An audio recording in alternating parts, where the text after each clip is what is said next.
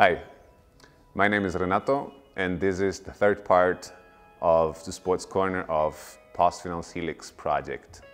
Today we are talking about mental fitness, the application of mental fitness in esports, and also how we trained and what was the consens and the bottom line of this year's development.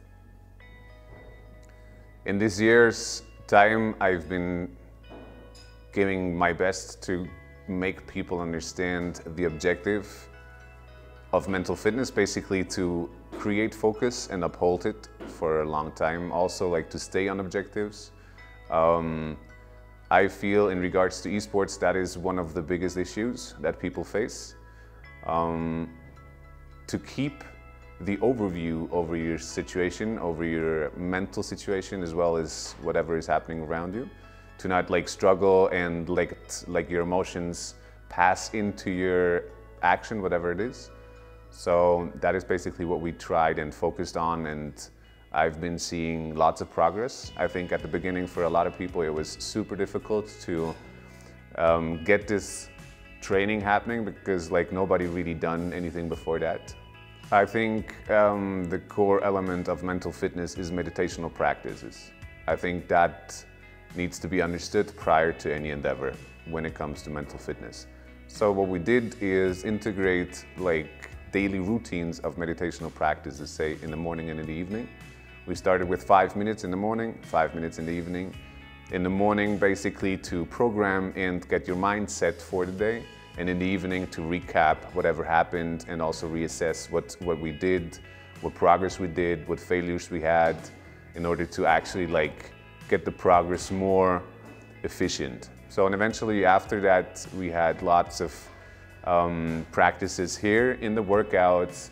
Like after workouts, we had sessions that was specifically only for mental fitness, in the sense of like we meditated together. We did some guided meditations where we tried to visualize bigger happenings, for instance, prior to bigger events, tournaments and so forth. And that has been showing huge success. I was actually very surprised on what in what scale we actually have been able to do progress on this, especially on the first tournament of Hero League this year. We saw like huge successes because of it, I feel.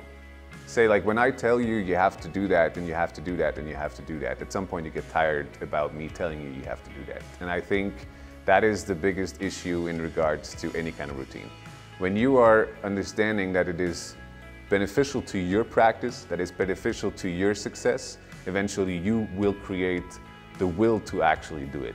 But when someone else is actually like preaching all the time, you have to do it, you have to do it, you have to do it, at some point you just get bored and eventually other priorities rise. I feel the need to clarify what we actually do when we talk about mental fitness. Mental fitness is the mind's ability to cope with things.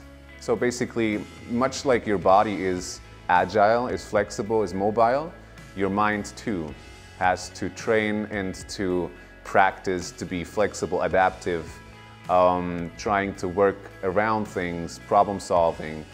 And so there is elements that are training specifically these aspects. I think one of these elements is like mind and body consciousness, mind and body awareness. Basically to feel your body really, and I'm not talking about like any kind of super intense training. I'm talking about like you actually trying to get your awareness, say, into your little toe on the right side, like on your right foot. So practicing this eventually helps people to get more of a physical awareness, right? So to feel more into their body, and eventually that trains, that gives you the ability on a long run to switch between your mind and your body. And that is important because we are doing a lot with our minds during the day. Specifically, esports is known, of course, for super high intensity when it comes to mental work, right? So why is it important then to be able to switch between your mind and your body? Obviously, when you're in a very stressful environment, your mind goes crazy, right? Because stress is only understood from your mind. Of course, your body can also feel stress, but it starts in your mind and it also stops there. Understanding that whenever you have like a super intense game, say, and you're just losing, you're just about to lose, and you're just understanding like shit, like actually my biggest chance of my life is going down the drain. Wow, like the intensity is super, super high. To understand that this understanding is created in your mind, and eventually the stress resulting out of this thought is also created in your mind, then to switch down into your body to actually get a feeling of your body. This is a training, like this is a technique, it's basically super basic, but we forget about it because we're so entangled in our mind. We're so entangled about thoughts, about worrying, about what could happen and stuff like that. So physical awareness to feel subtleties in our system and being able to switch back and forth, that is one of the core elements after my understanding for mental fitness. I think also to understand the power of breath, how we breathe. So how are we breathing shallowly? Are we stressed out? We're breathing shallow, right? Are we really chilled and like, I don't know, like laying flat on the sofa and just watching any kind of funky movies on Netflix or whatever? We're just really breathing down into our belly. So understanding breath is the next part, understanding your posture. It's because like when you're sitting like this, eventually your breath is affected, eventually your mind is affected, the whole system is affected, right? So your attitude comes with your posture, comes with your breath, comes with your physical awareness, and so forth. So mental fitness really is for me the subtlety of understanding your system in the whole variety, like through all layers. So I really hope that you enjoyed this third part of Fitnesscorner. I'm very curious how you're going to apply whatever you heard. I think there's a lot to be done when it comes to mental fitness, and I really hope that this episode has given you a little heads up on it. I thank you very much for having taken the time and listened to what I say, and I wish you all the best in whatever you do. Appreciate it.